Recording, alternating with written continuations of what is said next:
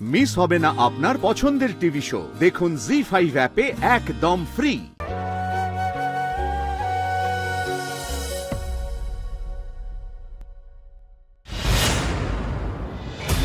কোথায় ভাবে ঘুরে ঘুরে বেড়াচ্ছিস? নেমে আয়, নেমে আয়, স্বর্গ থেকে নেমে আয়। বাড়িতে এই কাজকর্মগুলো যে ছড়ানো ছিটানো রয়েছে সেগুলো কে করবে? না সেগুলো করার জন্য আবার পায়ে ধরতে হবে তোর। কি বল? বছর প্রথম দিনে কি তোমার মুখ দিয়ে কি ভালো কথা বেরোয় না নাকি? বছরের প্রথম দিন কোন ভালোটা হচ্ছে? কি পরিবর্তন হচ্ছে? হ্যাঁ আমাকে বল। কি প্রথম দিন বলে কি পৃথিবী বন করে ঘুরছে না তোর মতো করে? বছরের প্রথম দিন বলে সবাই কি কাজ করবে এলা রেখে দিয়েছে? হ্যাঁ বছরের প্রথম দিন বলে পেটে সবাই তালা দিয়ে রেখেছে?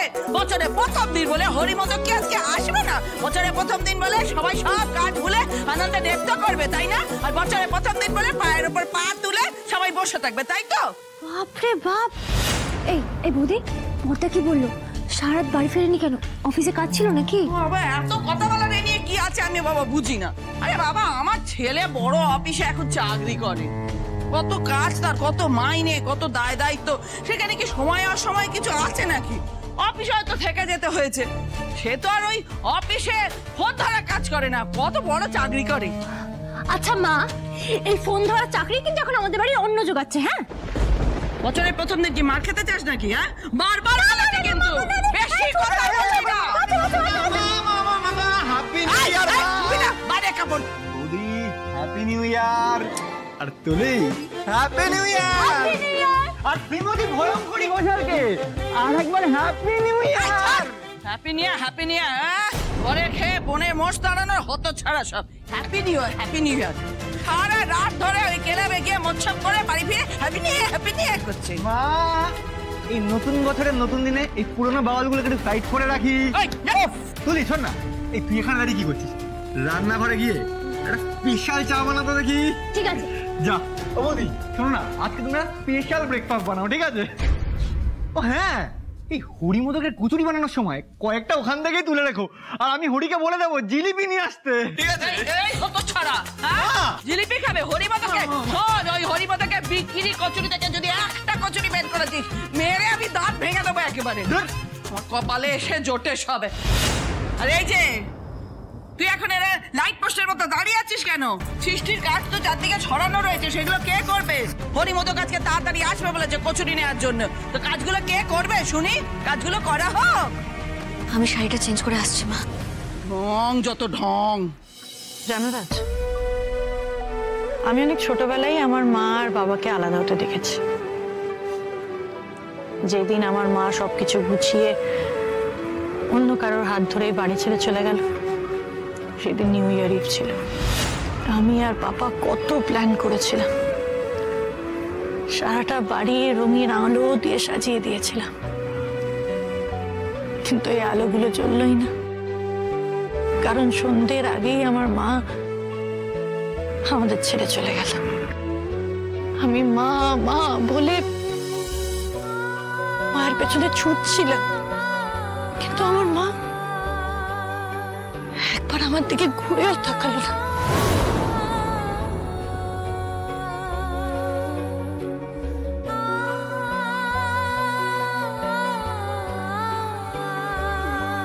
তারপর থেকে আমি প্রত্যেকটা নিউ ইয়ারে আমি ড্রিঙ্ক করি, নেশা করি, যাতে আমি সবকিছু ভুলে থাকতে পারি। কিন্তু সবকিছু কি ভুলে থাকা যায়? যায় না। আমি ভাবি রাজ কি করে একটা ছোট্ট মেয়েকে ছেড়ে চলে গেল।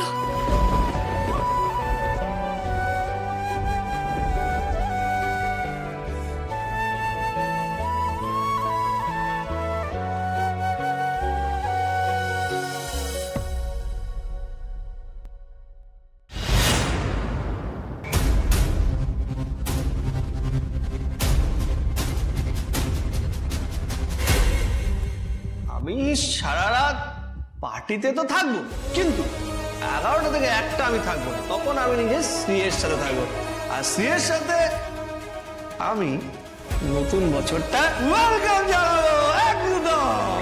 তারপর সকালবেলা প্রিন্সেপ ঘাটে গিয়ে মা যেটা বলে না, একটু করবো, এগুলো তো করতে হবে। নতুন বছর ব্যাপারটা একটু বোঝো।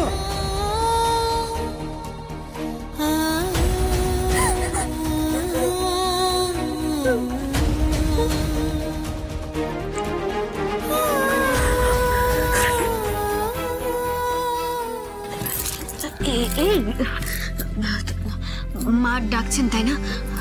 শোন না তুলি, সরি গো, তখন আমার জন্য তোমাকে এতগুলো কথা শুনতে হলো।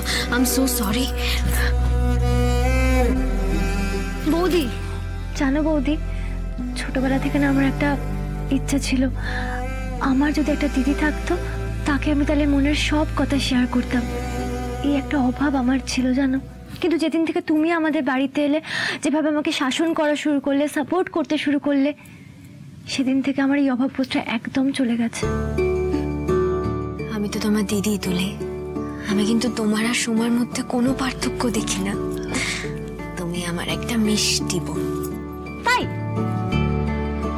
তা বোন যখন বললে, বোনের কাছে কিন্তু কিছু লুকোতে নেই।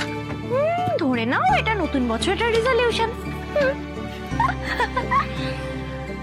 কিন্তু বৌদি, তুমি আমাকে বোনের মতন মনের সব কথা বলবে, আমিও তোমাকে নিজের দিদি মনে করে মনের সব কথা বলবো। প্রমিস করো। চলো চলো চলো।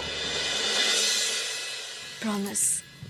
কি হয়েছে বৌদি, তোমরা কালকে দেখা করোনি? বৌদি, লুকোলে হবে না কিন্তু, এক্ষুনি প্রমিস করেছো। তোমার দাদা আর আমি মিলে প্ল্যান করেছিলাম বছরের প্রথম দিনটা একসাথে কাটাবো।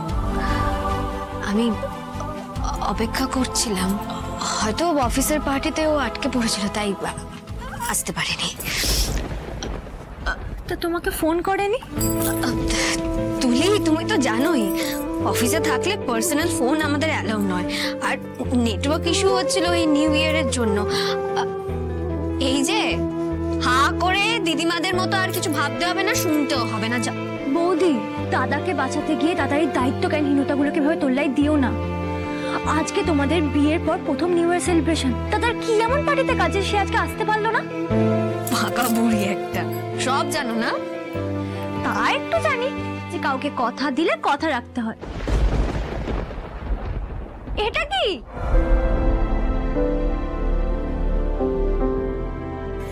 কিছু না, খুবই সামান্য। নতুন বছর উপলক্ষে তোমার দাদার জন্য কিনেছিলাম, ভেবেছিলাম সারপ্রাইজ দেব। বৌদি, তুমি জানো দাদা কতটা লাগে তোমাকে জীবনসঙ্গী হিসেবে পেয়েছে বলে? হ্যাঁ, সেটার দাম যদি এখন বর্দা না দিতে পারে সেটা ওর লস। কিন্তু বৌদি, তিনি এখন কোথায়? এখনো অফিসে? বলি ননদ বৌদিকে ঘুমিয়ে পড়লো নাকি? জ্বালা হয়েছে আমার। তুলিয়া দেরি করো না, শিখিয়ে যাও। মাকে বলো আমি এক্ষুনি আসছি।